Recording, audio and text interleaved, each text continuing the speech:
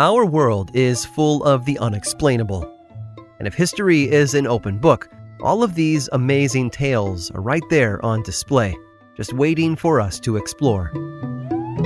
Welcome to the Cabinet of Curiosities.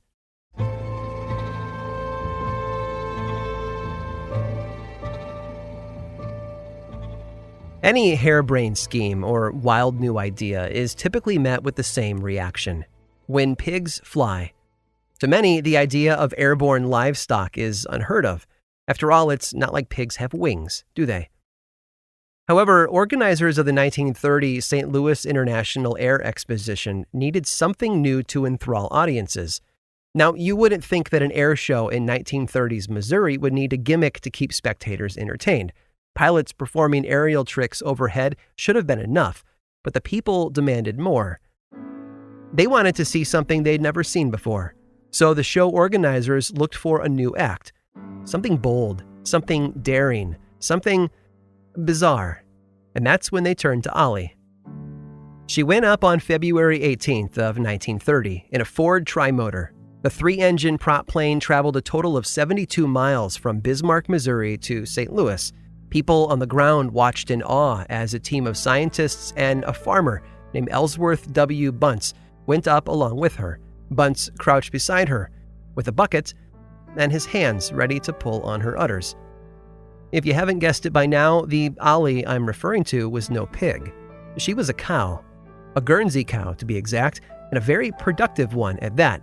It was said that she had to be milked 3 times a day, far more than her bovine colleagues on the farm. Because of her overabundance of milk, Ollie was chosen for the unique honor of being the first cow to fly in an airplane. As the plane flew, Bunce was able to procure 24 quarts of milk from her, which he packaged up in brown cartons and parachuted down to the audience. Famous aviator Charles Lindbergh was said to have caught one for himself. But I know what you're thinking. Why put a cow on an airplane? Well, scientists had wanted to test the effects of high altitude on livestock, and the St. Louis International Air Expo was in need of a new kind of attraction. What better way to solve both problems at once than by putting a 1-ton dairy cow in a small metal tube and firing her thousands of feet into the air? The experiment worked, and Elm Farm Ollie, as she came to be known, was awarded several firsts. She was the first cow to fly in an airplane, and because of her, Ellsworth Bunce became the first man to milk a cow on an airplane in flight. Ollie's achievement is still remembered today, just not in a way anyone might have expected.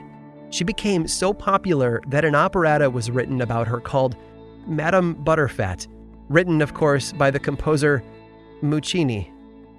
It tells the story of how Ollie threatened to unleash a gigantic cow pie in the plane's cabin unless her milk was dropped to the poor children below.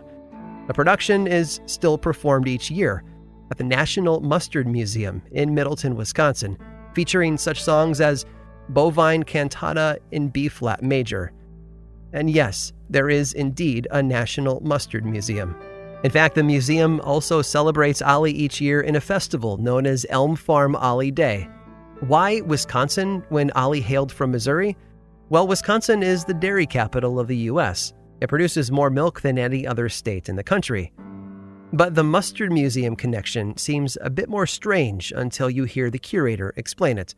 Apparently, there's an old Wisconsin saying that goes something like this: "A cow who cuts the mustard is a cow who can be trusted, and no cow is more trusted in Wisconsin than Elm Farm Ollie."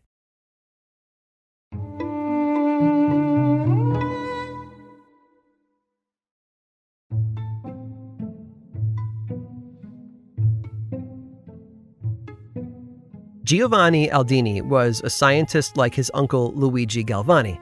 Now, if that name sounds familiar, that's because it's where we get the term galvanism. Galvanism is the contraction of a muscle when exposed to an electrical current. If you've ever seen someone get tased, you've probably seen galvanism in action.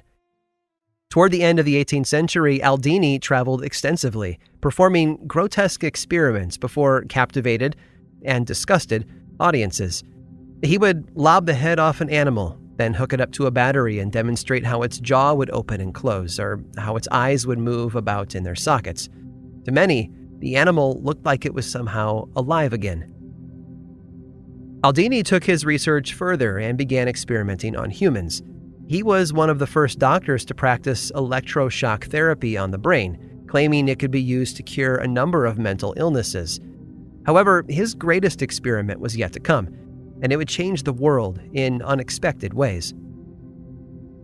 A London man named George Forster had been convicted of murdering his wife and child. The trial was scheduled quickly, and witnesses called in to testify. During the trial, Forrester's mother-in-law explained how her daughter and grandchild had gone to see him one Saturday afternoon in December of 1802. Apparently, he and his wife didn't live together, despite her insistence that they share a home as a family. She and the child left on Sunday morning. On Monday, their bodies were found in the Paddington Canal. It took almost no time for the jury to find Forster guilty. The court sentenced him to hang, followed by a dissection of the body shortly after. And Forster was despondent. Not only had he lost his family, but hanging was not a wholly effective method of execution.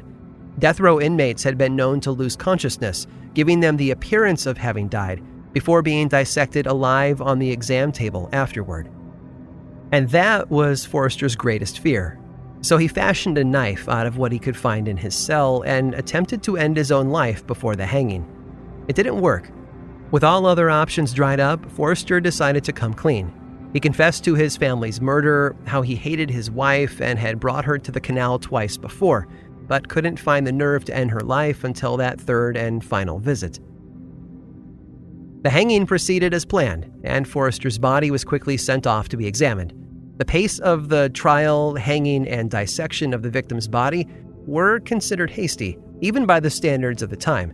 It was thought that Forrester's confession had been coerced out of him, and that an officer named Mr. Pass had rushed the trial simply to acquire a fresh corpse for a wealthy benefactor.